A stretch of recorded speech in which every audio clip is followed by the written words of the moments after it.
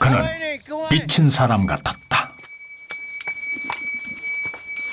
전 재산과 목숨을 걸고 5년 동안 라틴 아메리카 3만 킬로미터를 탐험했다.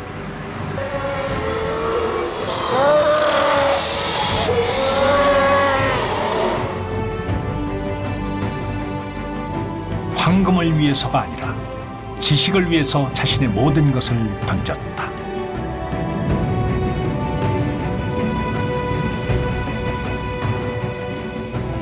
그는 보이는 모든 것들을 측정하고 아무도 관심 갖지 않는 것들을 수집했다. 탐험을 마친 뒤 그는 유럽에서 나폴레옹 다음가는 유명한 사람이 되었다.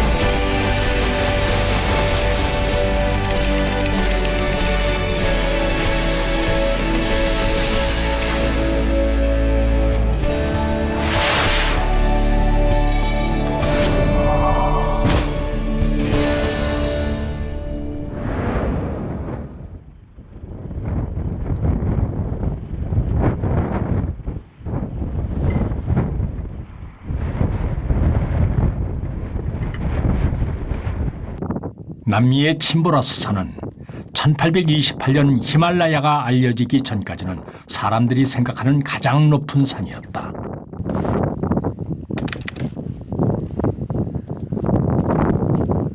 (1802년 6월) 전문 장비도 없이 훔볼트는 당시의 세계 최고봉을 오른다.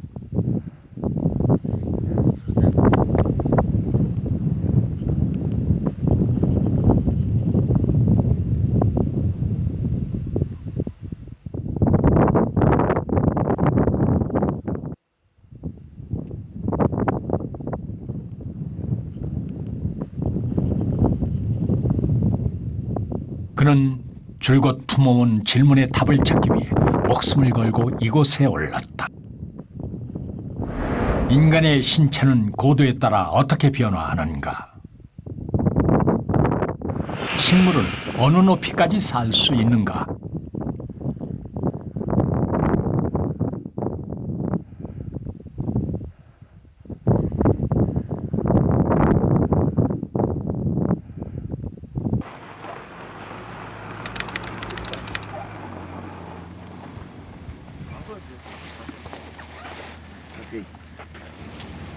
새벽 5시, 취재팀은 200년 전 훔볼트가 올랐던 침보라스 정상을 향해 출발했다. 어느새 해가 밝았지만 베이스 캠프에서부터 겨우 100m를 올라왔을 뿐이다. 해발 5,000m를 넘어서면서 다리는 쇠뭉치가 된 듯 무거워지고 머리는 깨질 것처럼 아파온다.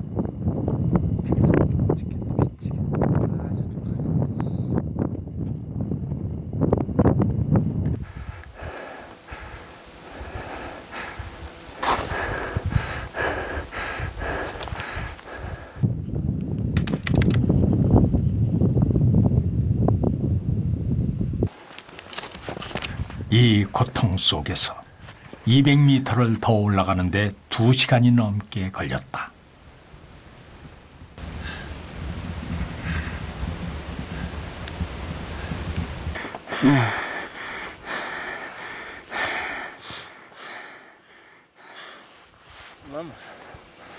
이 괴로움의 가장 큰 이유는 기압 때문이다. It's half than the normal. Yeah? That's the reason it's more difficult to breathing here. So you take just the half % of the oxygen them in the normal low area. 훔볼트는 이 고통과 싸우며 해발 5,878m까지 올라갔다. 이 높이에도 식물과 동물이 살고 있는지 조사하고 기압을 재고 광석을 수집했다.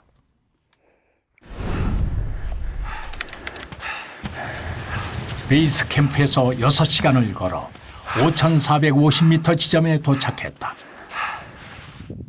바로 건너편 침버라스 정상으로 오르는 마지막 능선이 보인다. 빙하와 크레바스로 덮인 이 마지막 능선 어딘가에서 훔볼트는 정상을 보며 서 있었을 것이다.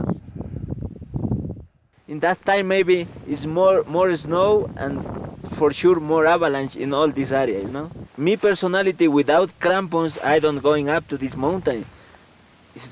It's really hard climb without crampons, you know. 훔볼트는 해발 5,878m 빙하 위에 서서 정상의 높이를 측량했다.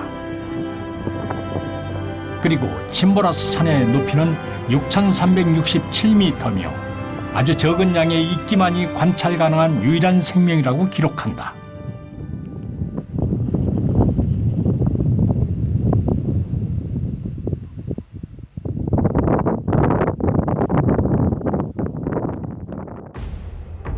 침보라소 등반은 안데스 산맥 대탐사의 마무리였다. 훔볼트는 태평양 연안에서부터 침보라소까지 안데스의 장대한 자연 현상을 한 장의 지도로 압축한다. 그것이 바로 열대 지역의 자연도다.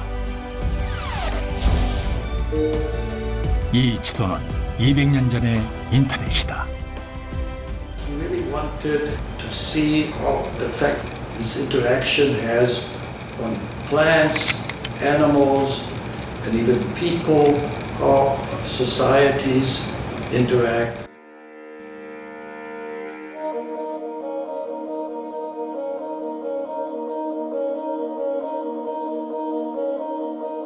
이것은 안데스 지역에 사는 식물의 이름들이다.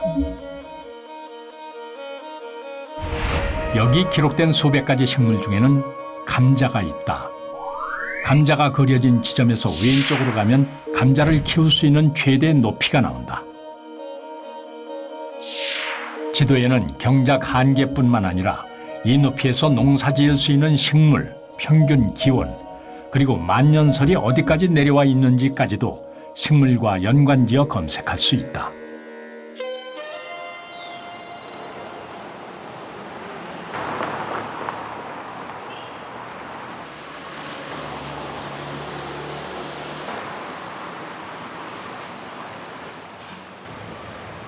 아직 세상이 다 깨어나지 않은 이른 아침, 한 시골 노인이 침보라소 산에서 이 도시로 배달을 하러 왔다.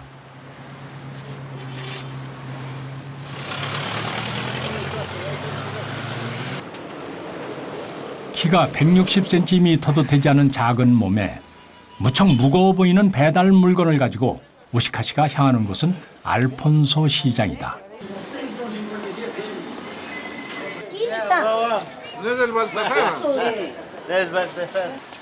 그는 이 짐 한 덩어리에 우리 돈 10,000원씩 받고 일주일에 한 번 배달을 해준다. ¿Cuántos cielos se vende hoy día? 12 loque. 12 lo que. 노인은 15살 때부터 이곳에 드나들며 배달 일을 했다.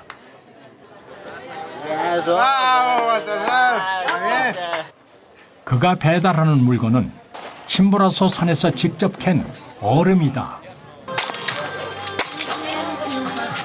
Este hielo se pone en los refrescos y es el único hielo que aguanta todo el día porque el hielo procesado de la refrigeradora no es lo mismo que del Chimborazo.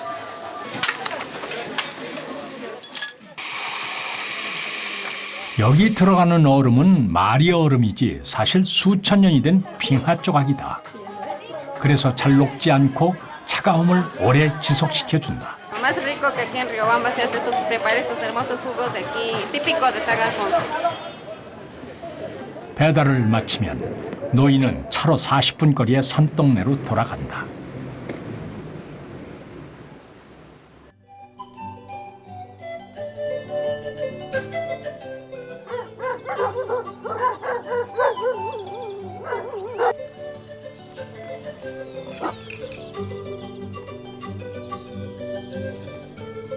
그는 침보라소의 마지막 남은 얼음 장수다.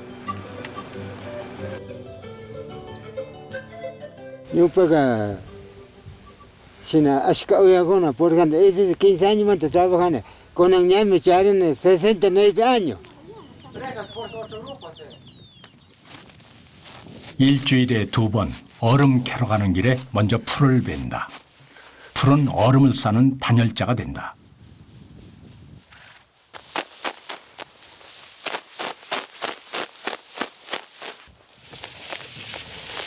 (45년을) 해온 익숙한 솜씨로 얼음을 묶을 새끼줄도 꼰다.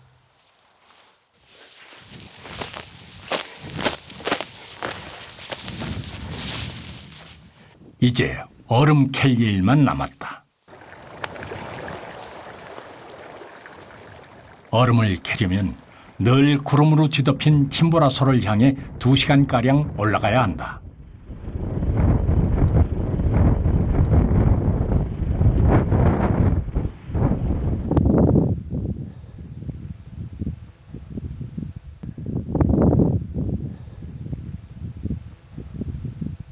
노인이 늘 얼음을 캐는 이곳의 높이는 해발 4,600m.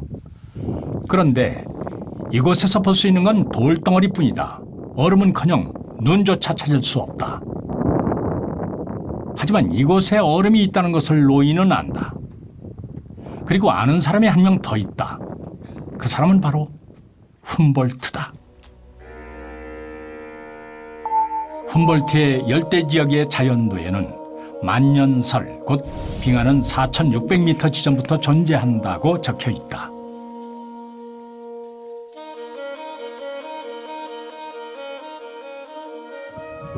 실제로 이곳엔 만년설이 만들어낸 빙하가 있다. 얼어붙은 흙과 돌로 덮여 있어 눈에 띄지 않았을 뿐이다. It's falling down to the lake.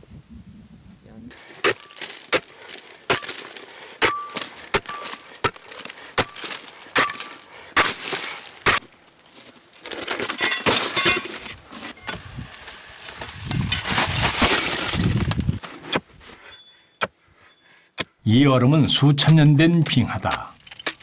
단단함의 정도가 보통 얼음과는 다르다. 당연히 다듬는 작업도 고되지만 더 힘든 것은 낙석의 공포다. So, tante talita, caranga, porque no se va a caer peña. Cae trabajo que te pegaña. Trabajo peligroso, trabajo duro, trabajo de hombre can. Más cuerpo avance gama, más yo avance, yo apigama. ánimo 다짜리는 시나 trabajanata.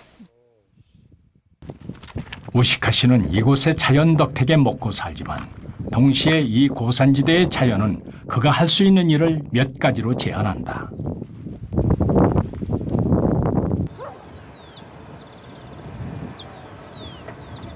그와 가족이 사는 해발 3,500m의 마을.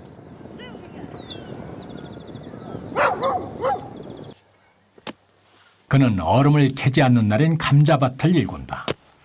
이 고산지대에서 키울 수 있는 작물은 몇 개 없다. 그중 하나는 감자인데 기력이 약하고 너무 높은 지대에서 자라서 씨알이 작다. 이것만으로는 먹고 살기 힘들기 때문에 그는 아직도 얼음 캐는 일을 하는 것이다.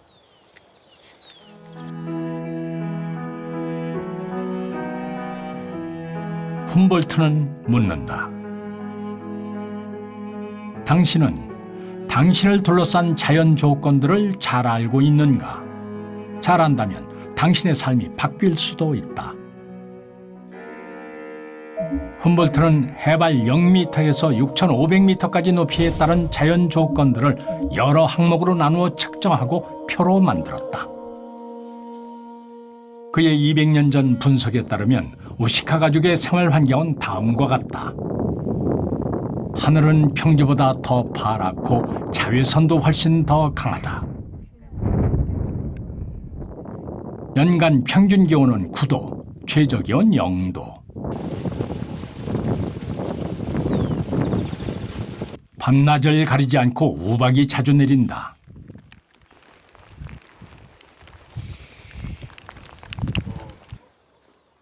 이 높이에서 키울 수 있는 가축은 야마뿐이다.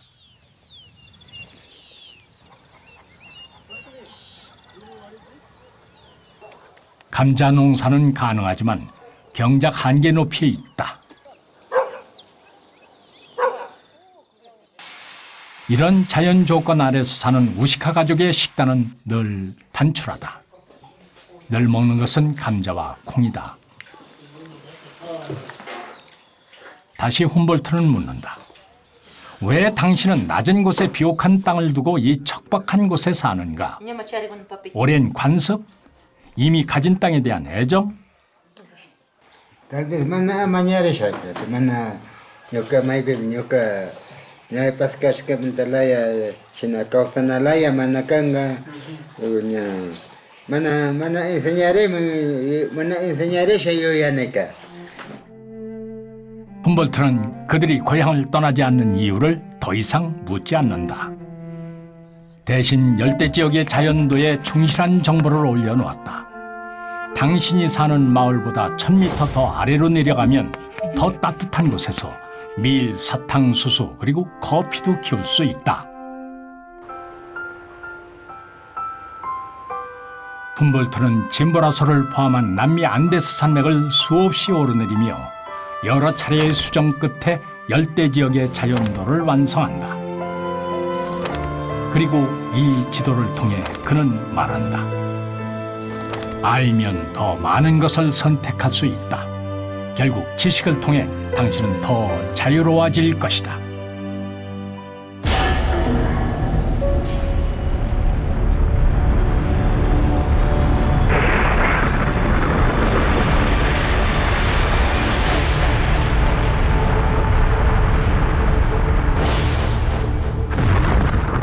인류에게 화산은 공포의 대상이었다. 어떻게 손을 쓸 수 없는 이 엄청난 자연현상 앞에서 인간은 화산 폭발을 신이 인간에게 내린 징벌로 분노로 해석했다.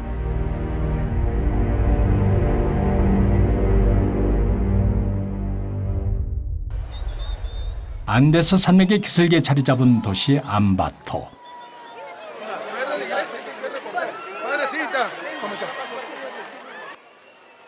대통령과 다른 나라의 내빈들까지 암바토 카니발에 참석했다.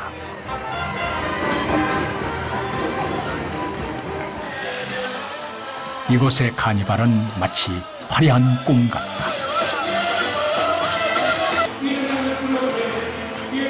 사람들은 일상의 근심과 걱정을 잊고 지금 이 순간을 즐긴다. 그러나 멀지 않은 과거에 이들이 잊을 수 없는 악몽이 있다. 1949년의 대지진 5,050명이 죽고 모든 건물이 무너졌다.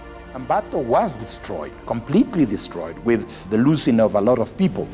Humboldt himself used to say that we Ecuadorians lived at the top of the mountains without realizing how dangerous it is to live here. 에콰도르 사람들은 오랫동안 화산과 함께 살아왔다. 나라 곳곳에서 그 흔적을 발견할 수 있다. 이 흙더미들은 용암이 지나간 자국이다.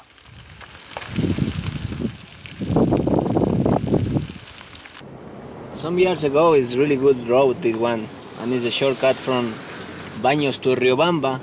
But after to Tungurahua eruption, all the route is destroyed.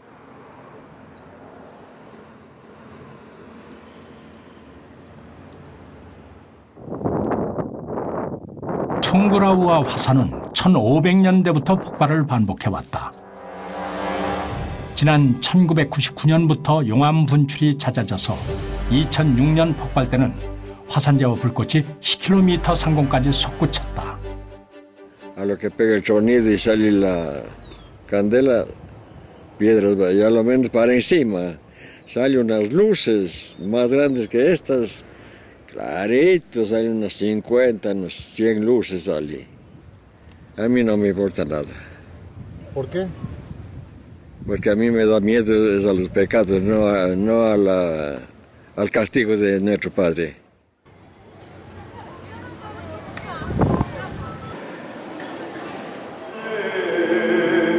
Contra ti yo pequé. Vamos todos.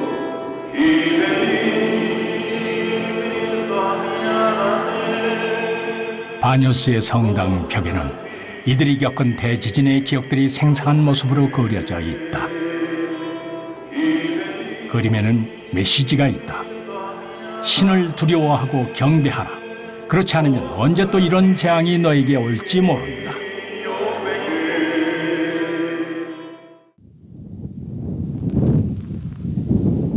훔볼트는 신의 영역이었던 화산의 세계에 도전한다. 퉁그라우아 화산 주변엔 10개 정도의 활화산이 있다.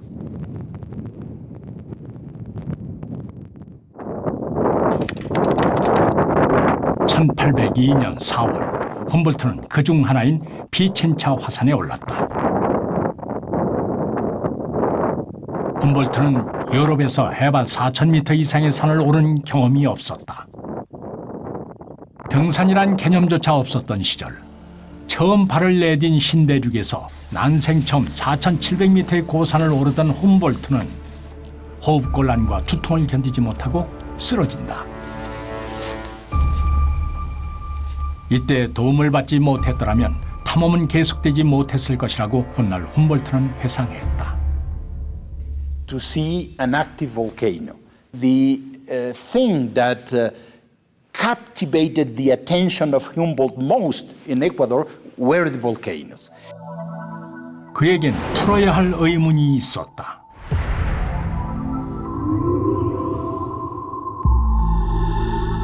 훔볼트는 에콰도르의 화산을 거의 모두 올라갔다. 그리고 분화구를 보고 측정을 하고 스케치를 남겼다.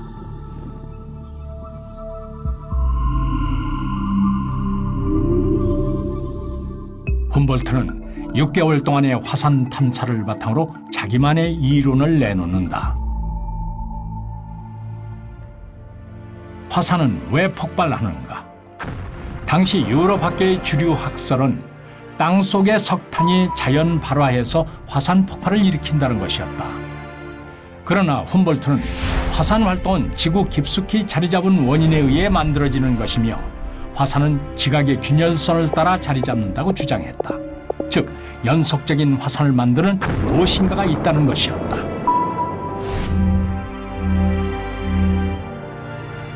그는 그 증거로 자기가 올랐던 화산의 분포도를 제시한다.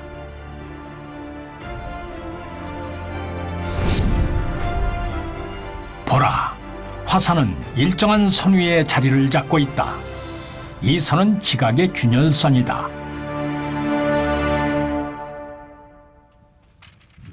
어떻게 하면 화산 폭발을 예측할 수 있는가? 그는 화산 폭발 전에는 지진이 동반된다는 점에 착안, 지진파를 측정한다면 화산 폭발 예측이 가능할 거라고 생각했다. 그는 지진계로 36분 동안 15번의 진동을 쟀고 이것으로 50년 후 피친차의 재분화를 정확히 예고했다.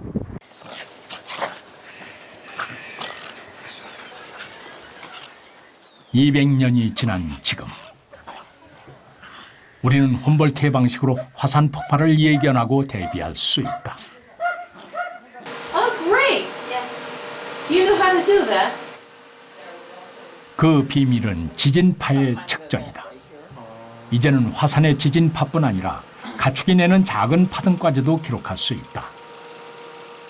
지진파를 비롯한 여러 파동을 측정함으로써 언제 대규모 폭발이 있을지 미리 예견할 수 있게 된 것이다. LIHAR detectors and the seismic stations, the deformation equipment, the cameras, between 50 and 70 stations. 24시간 감시 카메라로 좀 더 직접적인 감시도 가능하다.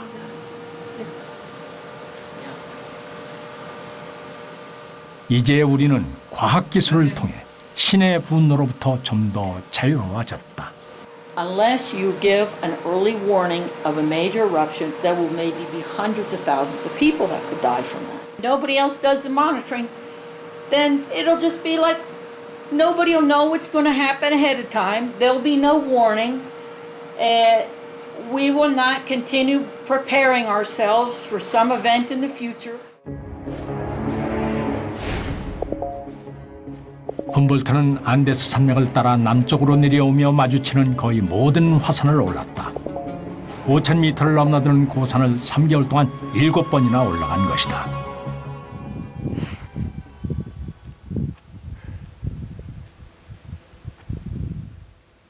(200년) 전 고산을 오른 사람은 거의 없었고 낮은 기압과 낙석, 빙하 때문에 몹시 위험했다. 훔볼트는 실제로 몇 번 죽을 고비를 넘겼고 그러다가 죽을 수도 있다고 생각했다.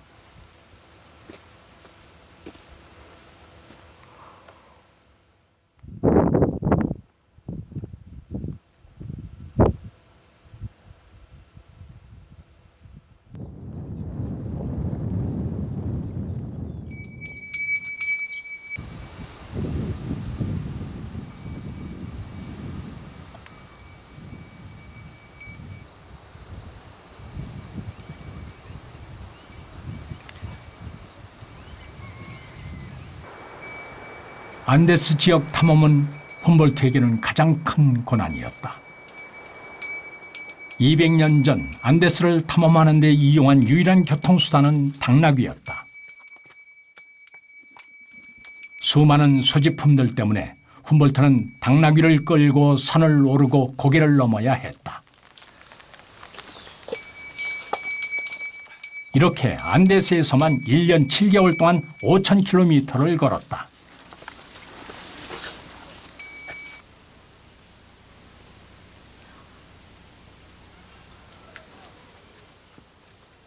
훔볼트가 현재 콜롬비아 킨디오 고개를 넘을 때 그는 까르게로들을 만나게 된다. 이들은 인간 노새들이었다. 킨디오 고개를 넘는 데는 꼬박 이틀 이상 걸렸기 때문에 스페인 성직자와 관료들은 이 까르게로의 지게를 타고 고개를 넘어 광산까지 가곤 했다.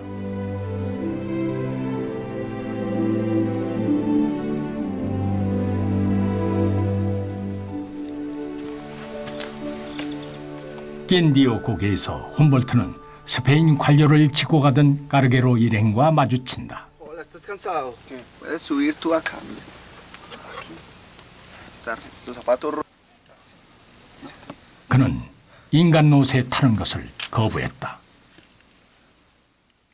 He was a Republican and he was a Democrat, so he must have felt uncomfortable being carried as he was a king or a person of high status, although he was.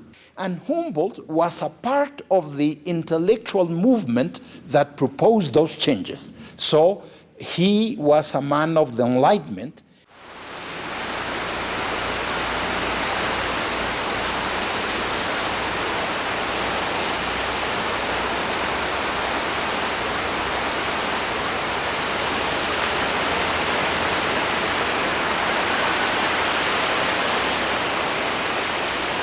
훔볼트는 계몽주의의 세례를 받았다. 계몽주의는 인간의 자유와 평등 그리고 이성을 믿는다. 이성이란 무엇인가? 생각할 수 있는 능력이다. 그 능력은 관찰과 측정으로부터 온다고 훔볼트는 생각했다.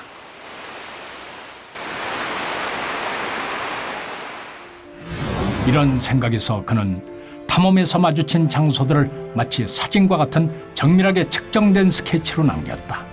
그는 현장의 측량을 바탕으로 기본 스케치를 했고 유럽에 돌아가서 전문 화가를 고용해 스케치를 완성했다. 이 작업에 그의 재산의 많은 부분이 쓰였다.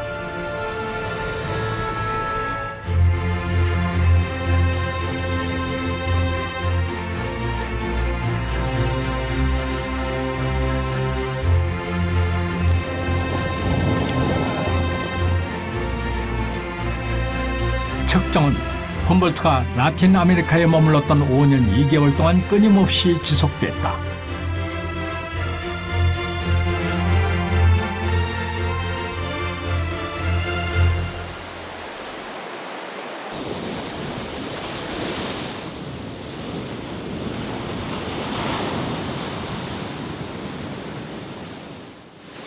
훔볼트는 측정을 통해 놀라운 보물을 만들어낸다.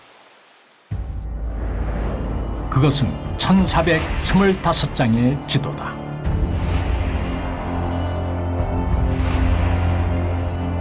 훔볼트 귀국 후 아마존 상류 수로의 존재 여부를 놓고 유럽에서 설전이 벌어졌을 때 훔볼트는 직접 그린 지도 한 장으로 논쟁을 끝냈다. 보라, 수로는 여기에 있다.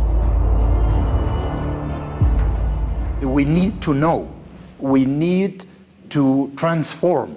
And we need to create a human environment. And to do so, the first thing is to know, to measure, to classify, to understand. If we understand, we can plan our future.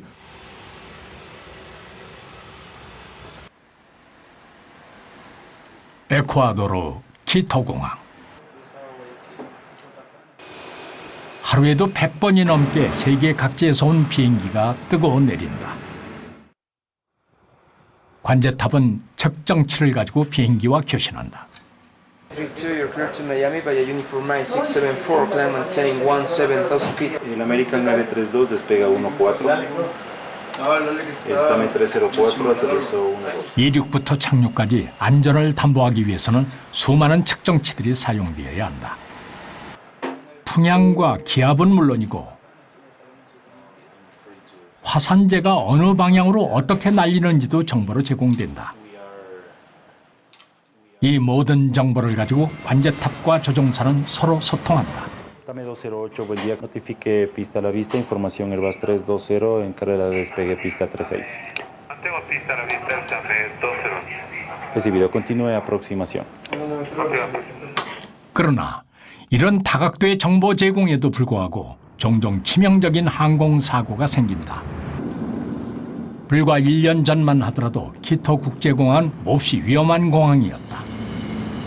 활주로를 건물들이 둘러싸고 있어서 작은 실수도 큰 참사로 이어졌기 때문이다. Aquí, donde hoy al menos hubo un poco. El avión de Iberia ha quedado poco más. 착륙 시 진입 각도가 1도만 틀어져도 바로 대형 사고로 이어진다. 진입 각도는 곧 생명줄이 된다.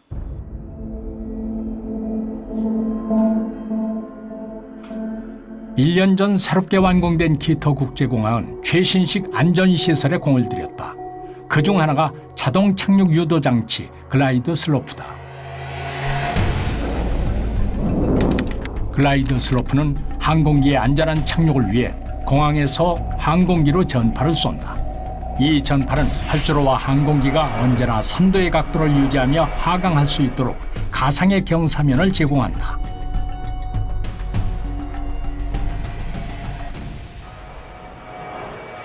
항공기 안에서는 어떻게 이 전파를 수신할까?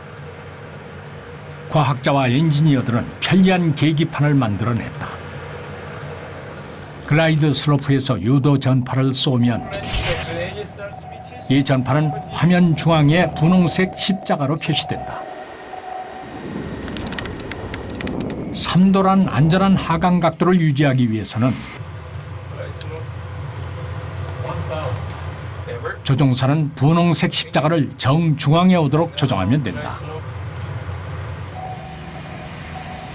이제 진입 각도가 확보되었고 비행기는 안전하게 착륙한다. Everything we do here is with numbers and exact numbers, and measurement is very important. Very important, because if you fail in a measurement, it can produce an incident or an accident. Yeah, it's very important.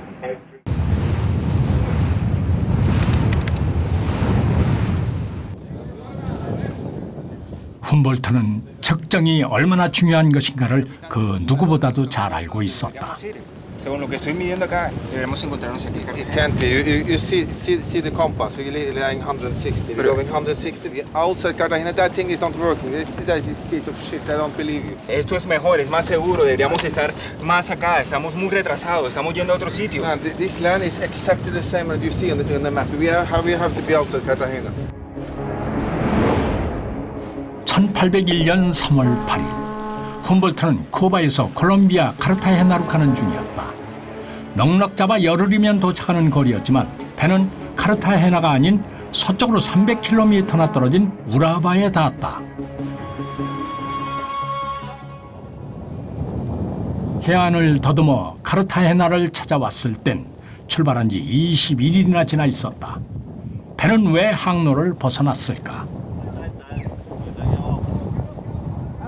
선장은 오직 나침반에 의존하는 추측 항법으로 항해했다. 추측 항법은 배가 출발할 당시의 나침반의 각도를 일정하게 유지해서 항해하는 항법이다.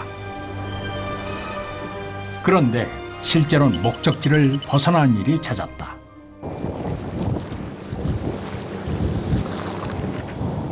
추측 항법만을 써서 실제로 목적지까지 가보기로 했다. 목표 지점은 등대다. 330. Ahí está en 330. 나침반을 목표 지점에 정확히 맞췄다. 이제 등대를 향해 나간다.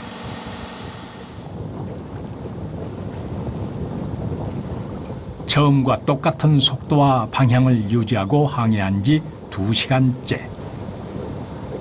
나침반은 계속 똑같은 방향을 가리키지만 배는 등대 쪽이 아니라 항구를 향해 가고 있었다. 결국 우리가 도착한 곳은 등대에서 한참 벗어난 지점이다. No, sí, lo que pasa es que el viento y la marea nos va cambiando el rumbo, entonces nos toca ir corrigiendo para mantenernos en norte.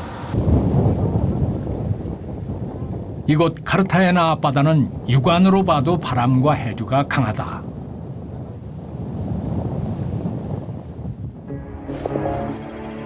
쿠바와 카르타헤나 사이의 카리브해를 통해 항해를 했던 훔볼트. 이곳에는 북서쪽으로 흐르는 강력한 카리브 해류가 존재한다. 훔볼트의 배도 이 해류의 영향으로 서쪽으로 밀려나게 된 것이다. 훔볼트는 배가 잘못 도착하기 훨씬 전부터 항해 방향이 잘못됐다는 사실을 알고 있었다.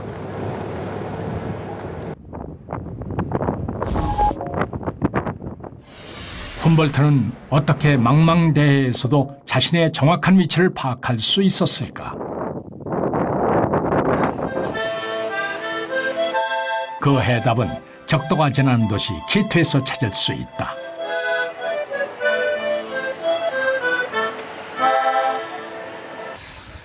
키토의 적도공원.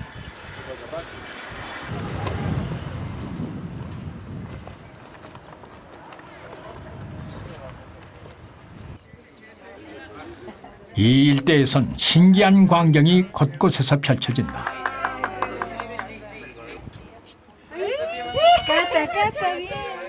계란이 못 위에 서고 사람들은 다리에 힘을 잃는다.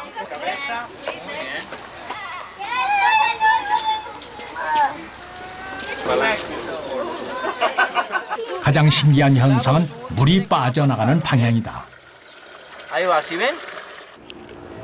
적도선을 중심으로 위와 아래에서 물이 빠져나가는 방향을 보았다.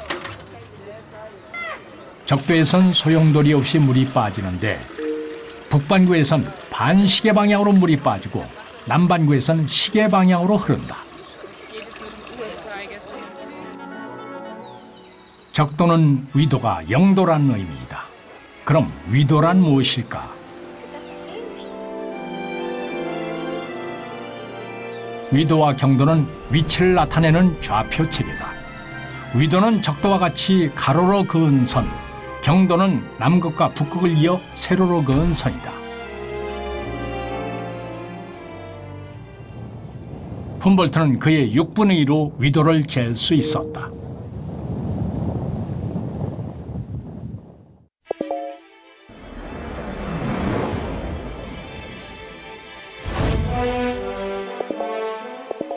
배 위에서 북극성과의 각도를 재면 이 각도가 삼각형의 비례에 의해 바로 위도가 된다.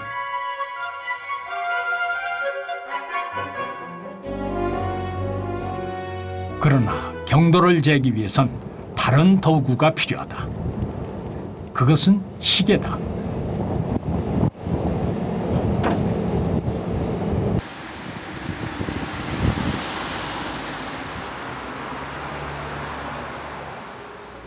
항해 중 배 위치를 알기 위해 반드시 필요한 것은 시계, 크로노미터다. 그리고 이것이 발명된 데에는 그만큼 절박했던 이유가 있었다. Was the accident from the British Navy? They get against the rocks from Scilly Islands because they didn't know the latitude and longitude exactly. And in this accident this night, 2,000 seamen died. 1707년 영국 해군이 전쟁을 마치고 크라우즐리 셔블경의 지휘하에 본국으로 돌아가던 길. 영국 함대는 목적지인 포츠머스 쪽이 아닌 실리 군도 쪽으로 향하게 된다. 잘못을 알아채기도 전 군함 4척이 암초로 난파 무려 2,000명의 병사가 목숨을 잃는다.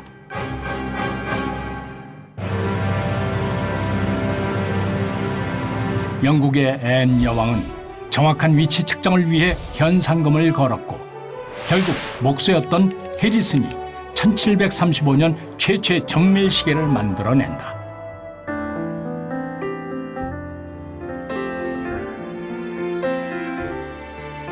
자연이 만들어내는 경이로움. 일출과 일몰의 장관은 지구가 자전하기 때문에 볼 수 있다.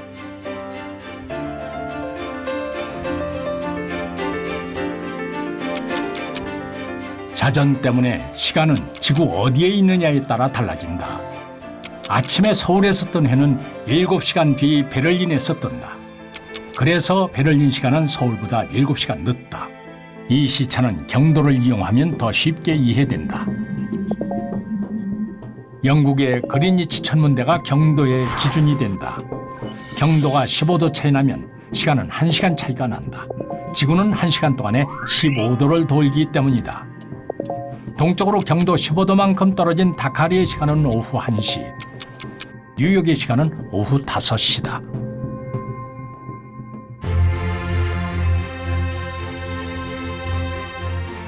그래서 정확한 시간만 알면 경도를 알 수 있고 위도까지 더하면 내가 지금 어디에 있는지를 정확히 알 수 있게 된다.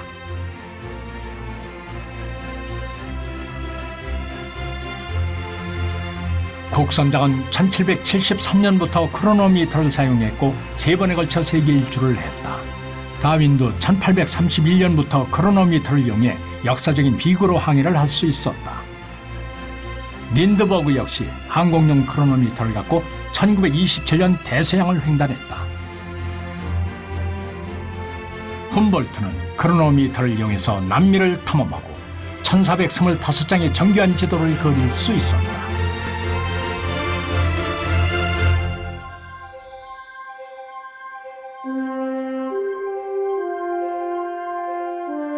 우리는 전문가와 함께 200년 전 훔볼트가 그린 지도를 위성을 이용해 그린 현대 지도와 비교해 보았다.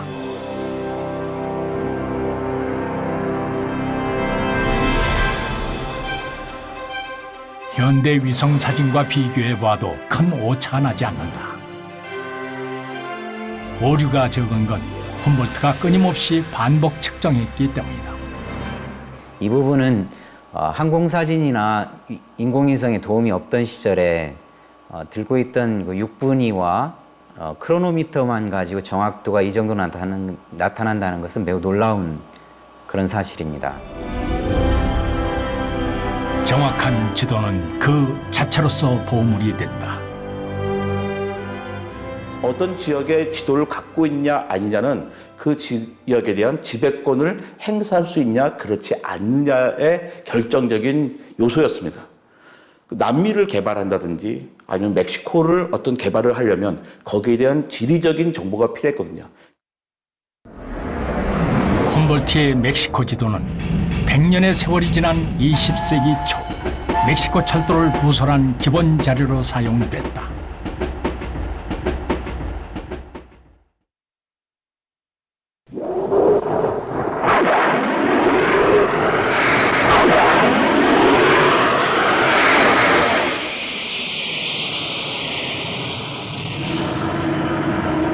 생중계되는 우주 시대를 보며 많은 사람들이 감동했던 장면이 있다.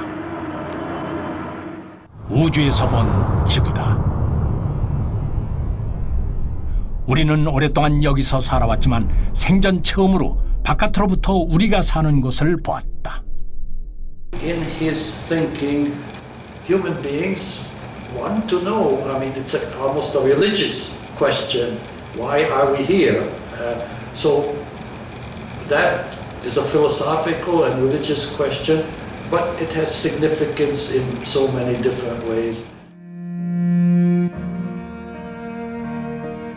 훔볼트는 미친 듯이 관찰하고 측정했다. 마치 우주 공간에서 지구를 바라보듯 우리를 둘러싼 모든 것들을 기록하고 그것을 한 장의 지도로 만들었다.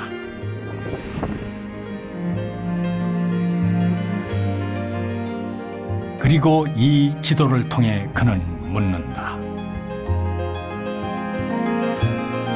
당신은 무엇과 더불어 살아가는가? 지금 당신은 어디에 있는가?